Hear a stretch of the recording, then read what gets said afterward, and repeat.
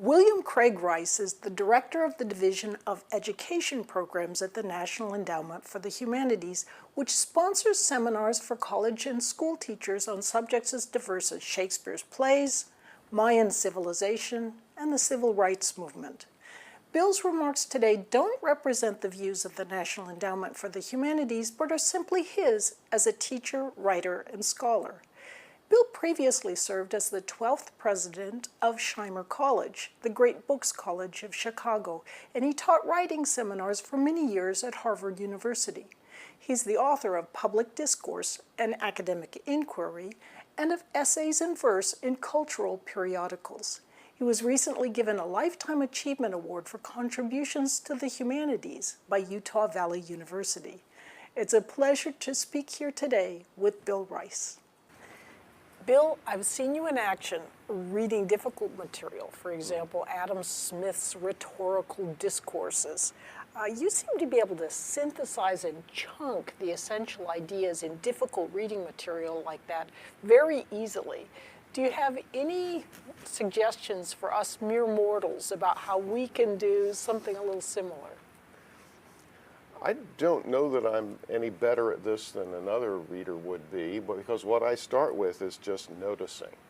I was taught this a long time ago, that you don't need to be ready to analyze or make an argument or otherwise elaborate. Just read, and when you notice something, mark it.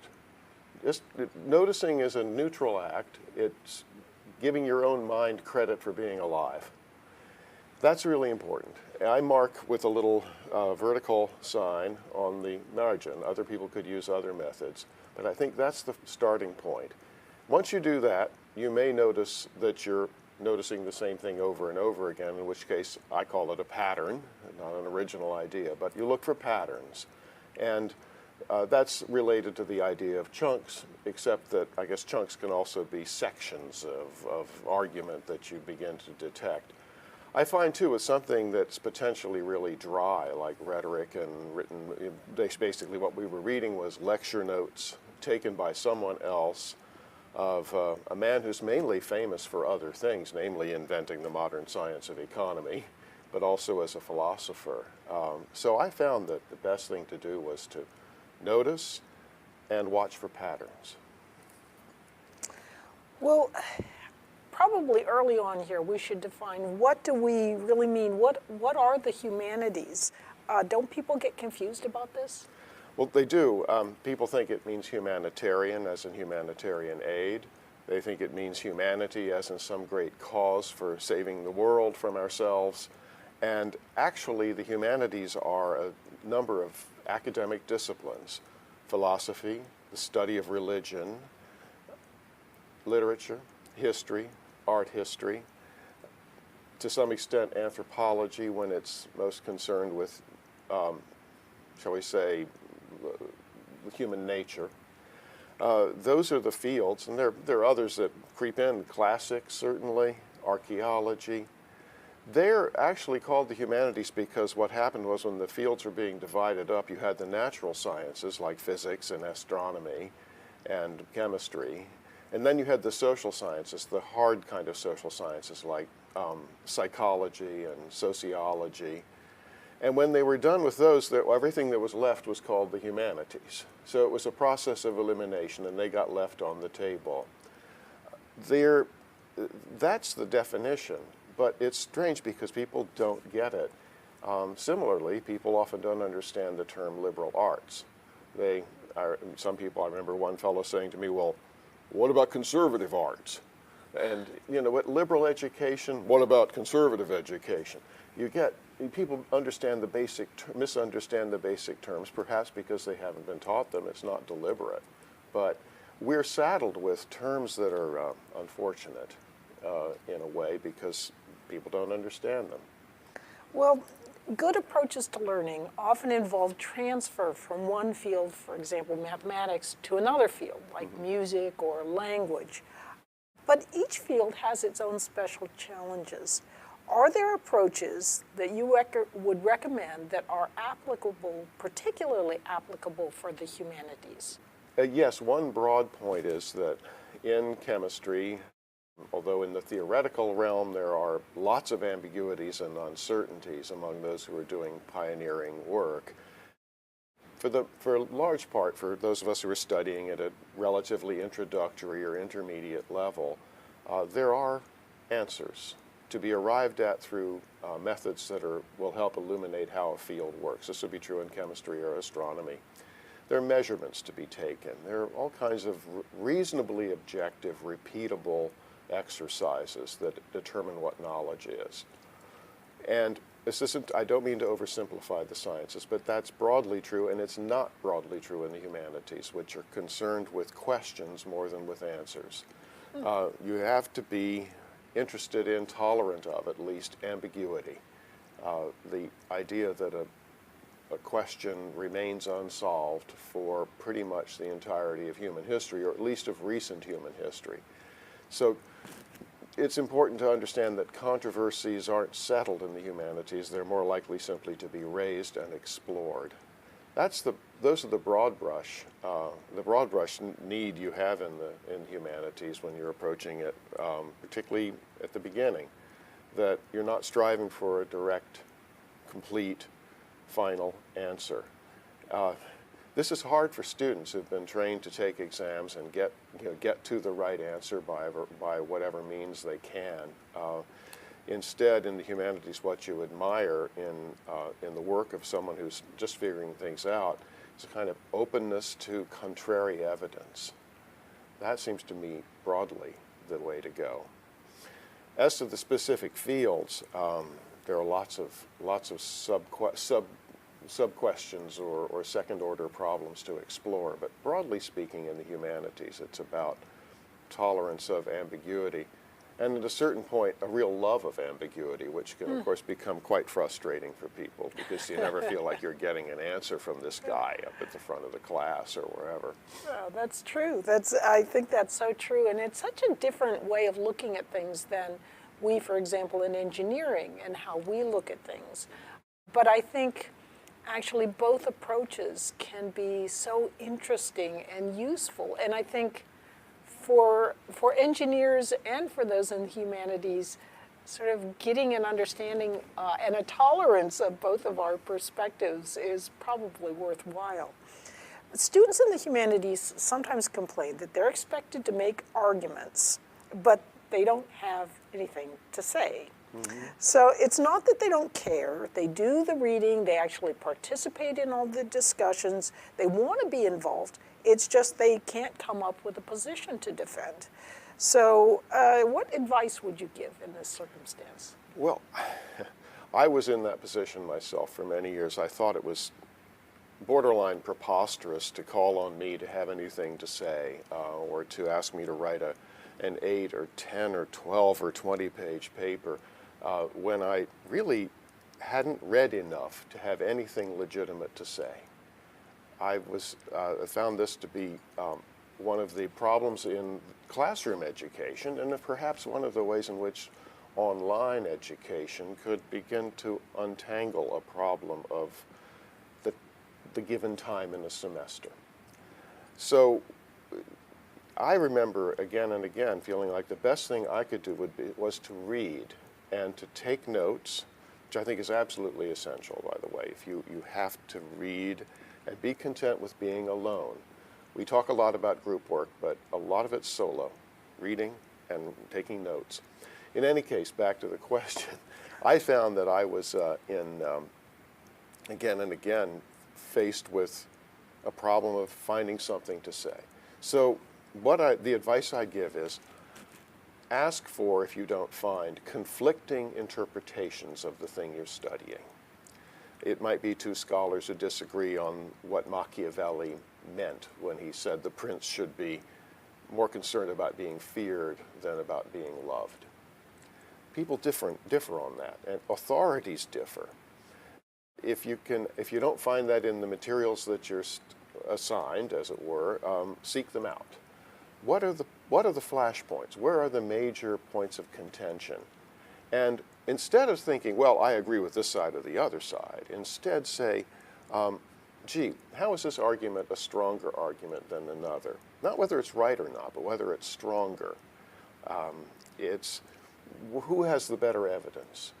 Who is pointing to evidence that is harder to understand? Who's taking on the more difficult questions? That's the first thing I would recommend, is looking for conflicting interpretations. Another is to look at, particularly when you're studying what we call a primary source. I would cite Mary Wollstonecraft's work in the late 18th century on the education of women, or Thomas Jefferson's Statute for Religious Freedom in Virginia. Reading that, you feel a real rhetorical power. These people are making an argument. What are they arguing against? It's not often clear in a given text what the argument is, who and what they're aiming at. And if you can read carefully, sometimes you can make what we call an inference. Because Jefferson is so concerned about the government giving special treatment to members of the Anglican Church, well, why was that an issue? It prompts one to want to know more. So if you have the rhetorical flashpoints in view, you can then ask questions of an objective nature. What was it that got Wollstonecraft or Jefferson or anyone else worked up? What was it that got Machiavelli worked up? Those are what questions, and they send you back into historical information. So those are some of the ways I would approach the problem of having nothing to say. But in the end, I wish we had a system of education that was described to me by a young woman I knew who had gone to an English university, Cambridge. And I said, how did you get to be so knowledgeable and be such a good writer and so careful in your thinking? And she said, well, all the way through 4 years as an undergraduate, I was told I had to write summaries. Summary, given an article, write a summary, 1 page, 1 page, 1 page, précis, they called them over there. That was hugely helpful to her. She wasn't asked to come up with something of her own to say. She was asked to explain what other people had said. And that was a real revelation to me. And from then on, when I was in the classroom, I would assign summaries, because it was something you could do differently. Not all summaries had to be the same, but you would learn the material that way without having to be invested in whether you had an argument to make. Understanding others' thinking actually can open up one's own thinking. And my Doktorvater, Richard Marius, the director of writing at Harvard, used to say, encourage your students not so much to be original thinkers, but to find their thinking in the thinking of others. That's okay. That's what scholarship and learning in the humanities is about. It's about standing on the shoulders of others in order to understand perhaps a little bit better. I know that when I'm doing writing, I think of writing as something I do to help me better understand my own thoughts. Mm-hmm. And when I'm beginning to write something, I'm looking at the thoughts of others. Mm-hmm. But it's when I start trying to struggle with putting words in the paper myself that I start to understand my own words. Mm-hmm. But that observation of the woman that you knew about writing summaries, that's such an exquisite approach to learning, because it helps neurally encode in a small chunk what the main ideas are. And that actually does really help you to better understand your own thoughts. And another thing I just have to bring up is I very much admire your thought in relation to it is important to work alone sometimes. Yeah. And we do have this enormous emphasis. I mean, there are trends in education and fads and so forth, and they go in and out. And one of the current fads is to do a lot of group work. Right. And I emphasize that myself, and I think there's value in it. But also, too much group work, and you start to think like other people instead of thinking independently. And part of what I think we value in Western society, in modern society, is this idea to think more independently as well as to understand the opinions of others. So anyway, with that, what hinders students most from learning in the humanities? Well, again, I think it gets back to this problem of being comfortable with ambiguity, of feeling that there is some way of understanding that they haven't got yet, and that the teacher has, and is in a very frustrating way insisting they find for themselves. That, I think, is a psychological level and at a level of interaction, certainly in a classroom, though less so online, where one is working primarily in the solo context. Another problem, though, is that what we call discipline-specific learning, it's not the same to play chess and play baseball, to do many different things in life, to cook well, to make furniture. Not all skills are really transferable. There's discipline-specific understanding. And there's certain kind of reasoning that takes place with historians. They go into archives. They find a rare set of letters between an early Nobel Prize winner and his editor, and they look into that and they find all kinds of issues of the day were boiling right beneath. These letters have remarks on the outbreak of World War I that are very hard to understand, and that to a historian is fascinating. Something distant, archival, that takes a certain kind of thinking. What was it that was bothering people? What were the arguments that are not being made? What inferences can we make from an old source that nobody's looked at in a long time? That's what historical reasoning is partly about. It's about other things as well. In other fields, say take art history, you have the notion of building on achievements, the discovery of ways of accurately depicting perspective, which occurred in the 15th century. That then builds to other achievements. Some achievements in the arts were really, really advanced in the classical era in sculpture. The accurate depiction of the human body is recovered later on in the Renaissance. So there's a notion of building on previous achievements. That's a way of understanding that is particularly common in art history, where it's breakthrough after breakthrough after breakthrough, getting up finally to the influence of African sculpture on European artists at the turn of the last century and with Cubism. So these are ways of understanding that are specific to the disciplines.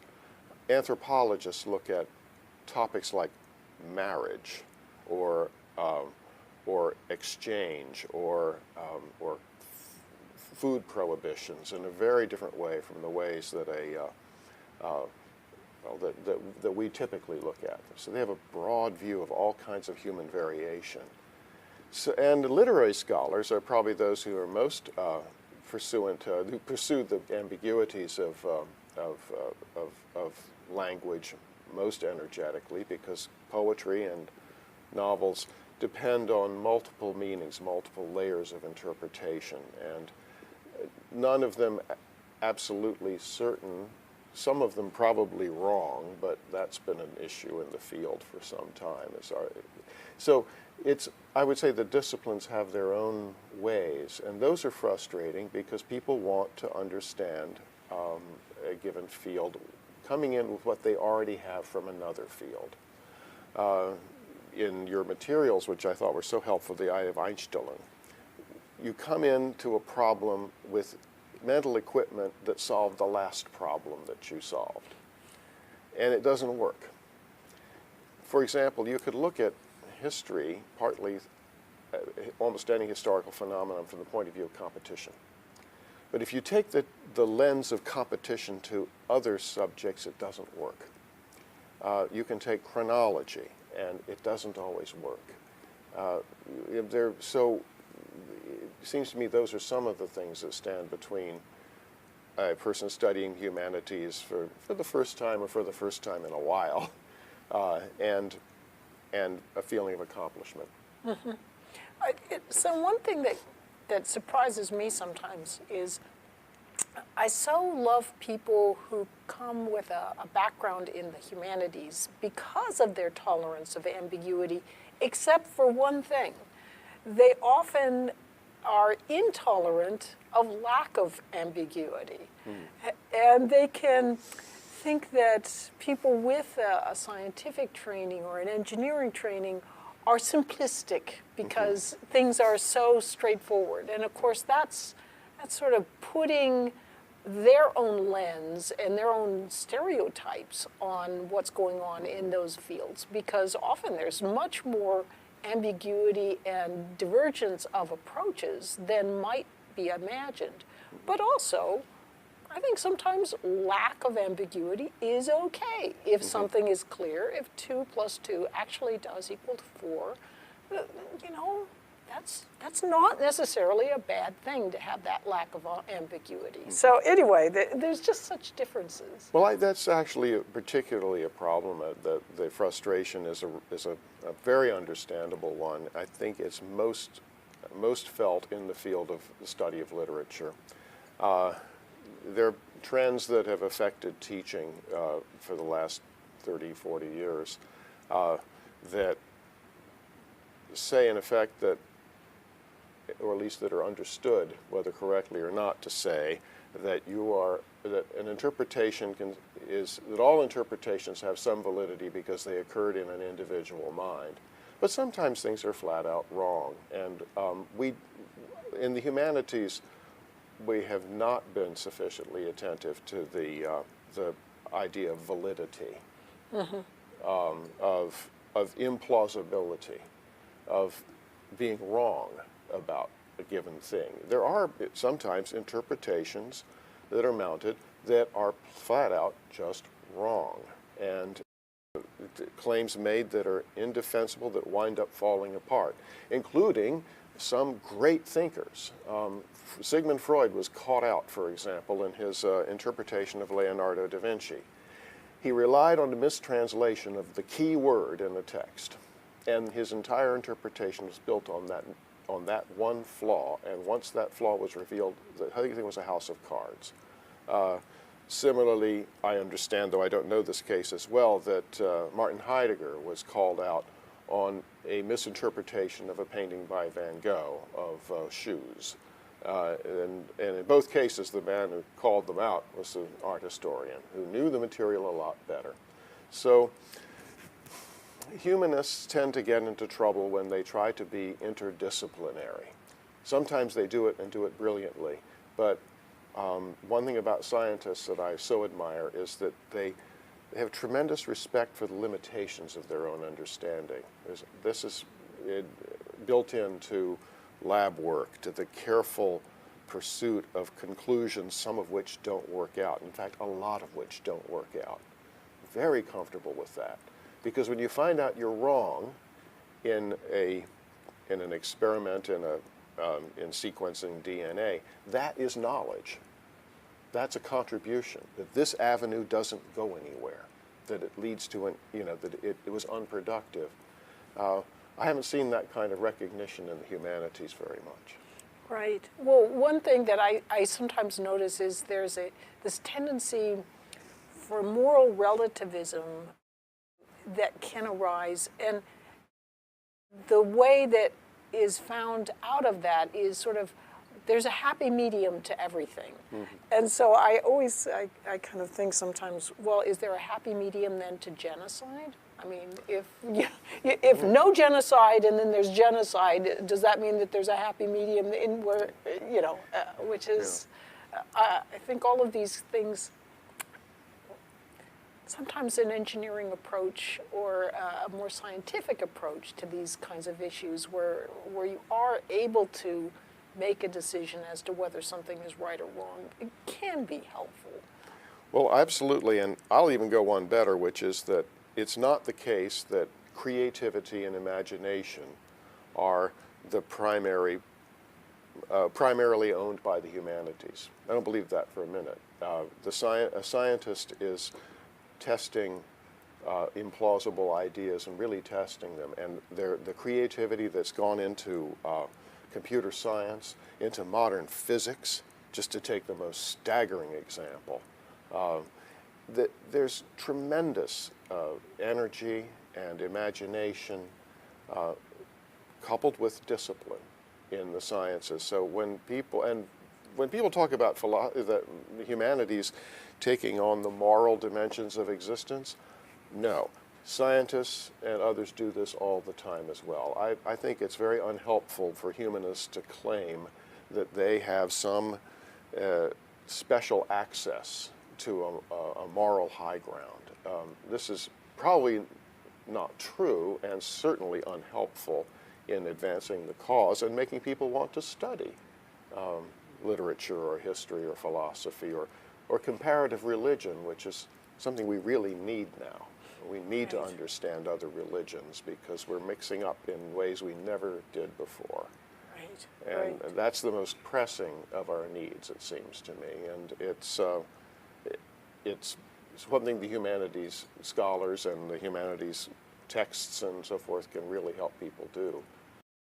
Let me ask you this. So what about the use of online resources like Wikipedia? Do you have any sorts of advice for us there?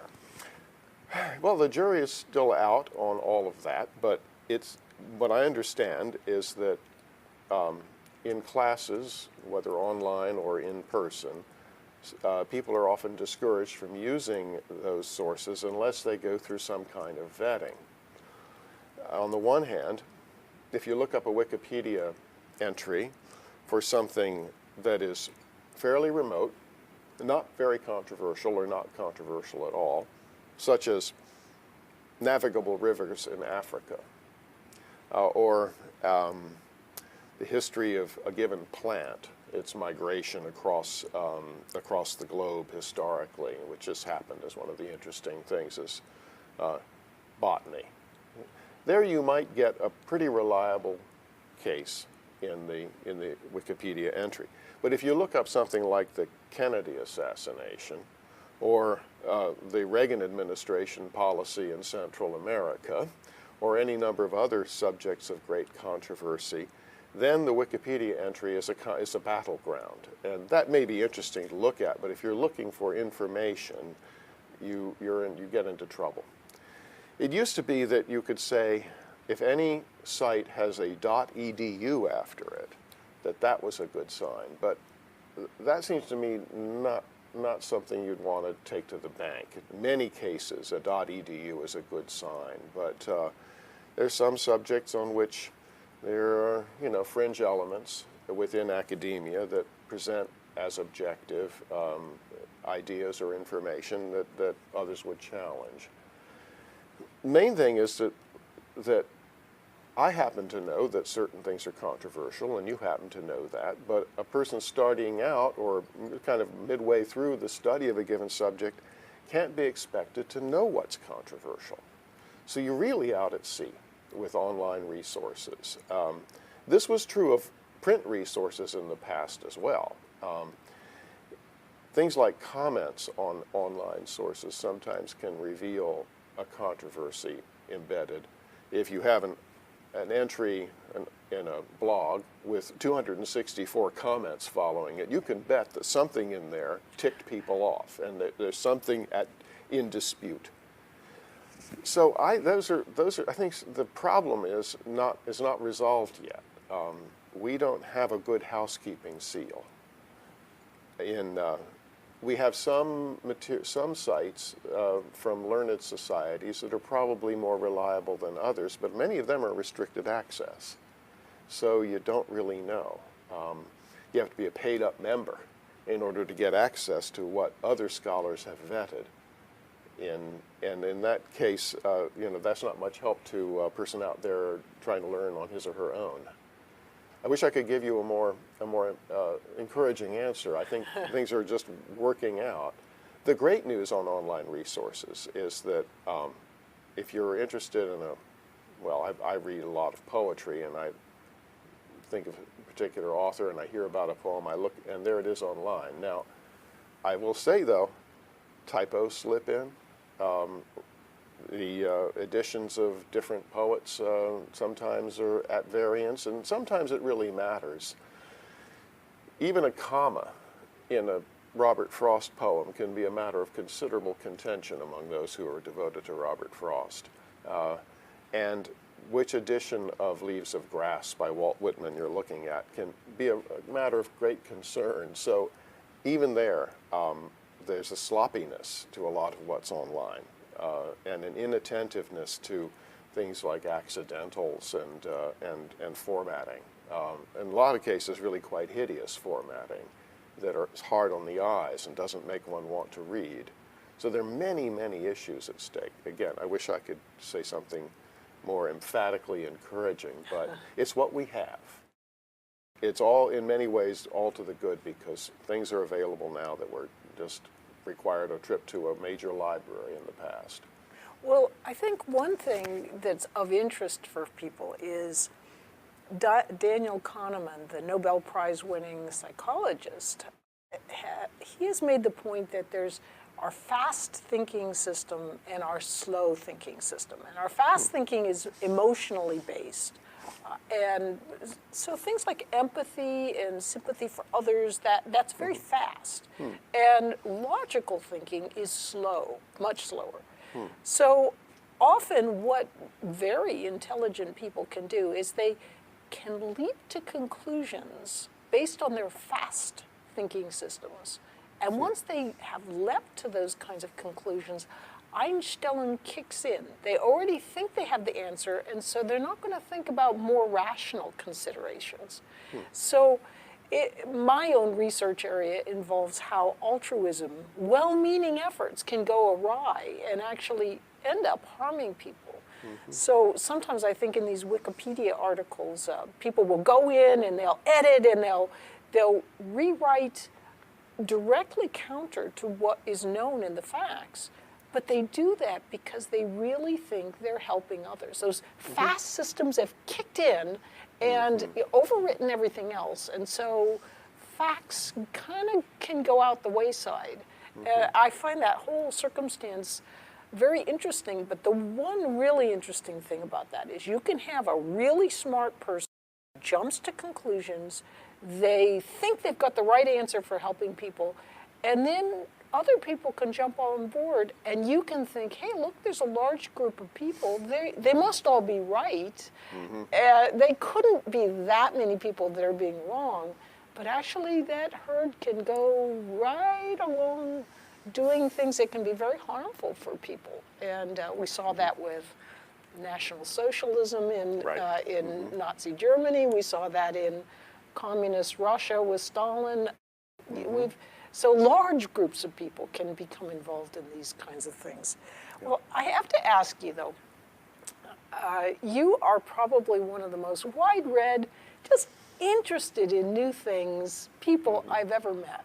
So what kinds of things do you do, and what could you say to our viewers about how to kind of keep interested and keep your love of learning alive? Any final thoughts on that? Thank you. I don't think of myself as having that much of a range, but I do read what I feel like reading. And for better or worse, I seem to have continued to do it. It hasn't always been professionally to my advantage, but I did it anyway because I just felt that to do anything else would have bored me or turned me into something I didn't want to be. You'll create your own world, and if you get to choose what's in it, you have only yourself to blame if things don't work out, but you also have some a sense of self-awareness that comes from making choices. I think people should trust what interests them. I don't mean just follow your dreams, but to be disciplined about the dream, to choose books or ideas, particularly those that don't represent too deep a commitment.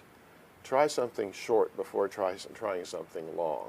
I guess that's why I'm attracted to poetry. You can come back and reread, but they're not that long, most poems. Artwork's the same thing. You can keep coming back to look at something, or a particular event if it's recorded on YouTube or on or a speech, something that's in effect not quite memorizable, but easy to commit in a lot of detail to memory. Stock your memory, because when you're bored, if you're waiting in line to get on an airplane, or you're waiting for your car to be fixed and you have a flat tire, and or whatever, if you have your mind well stocked with fairly specific and tight and coherent things, it makes life a lot easier to get through, and is a source of entertainment or even of passion. I think reading is the main way to where I happen to have got. But it wasn't always voluminous, but rather selective according to my interests. A lot of people in America, thanks to technology, have a great commitment and love of music. It wasn't possible 100 years ago. You didn't have phonograph. Well, you had phonographs just be coming out, and the recorded sound technology was making some progress. But 100 years before that, you had to listen to music being played. It had a great power in human life back then, but now it's everywhere. It's annoyingly everywhere, actually. But if you get to choose it, again, if you choose your music, you can choose other things in life, and it's all really readily available, thanks again to the magnificent opportunities and the wealth of what's on the web. But with music, you take that. Now, I happen to be very important to me, and so I think one of the good things that's happened is we have lots of good biographies. Identify ideas and history and other things that concern you with the lives and achievements of individuals. It goes against something of the grain, and where we think that in some academic circles the individual has been demoted, and what we're really just dealing with is social forces. And there are social forces behind the music of Johann Sebastian Bach, or of Ludwig van Beethoven, or Frédéric Chopin. Those happen to be my mainstays. There are certainly social forces behind the Beatles, or behind the early Joan Baez or Bob Dylan. Others are important to me personally. Those are so there you have biographies available. Who are these people? You get curious about the individuals who made history. The lives of individuals can inspire us, can warn us, can give us permission to seek. That for me is the great thing about the humanities, is that we do get biography. We also get biographies of great scientists.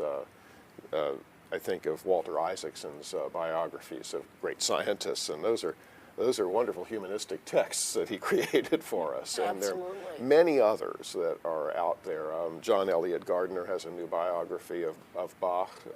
There always seems to be another book about Beethoven every year.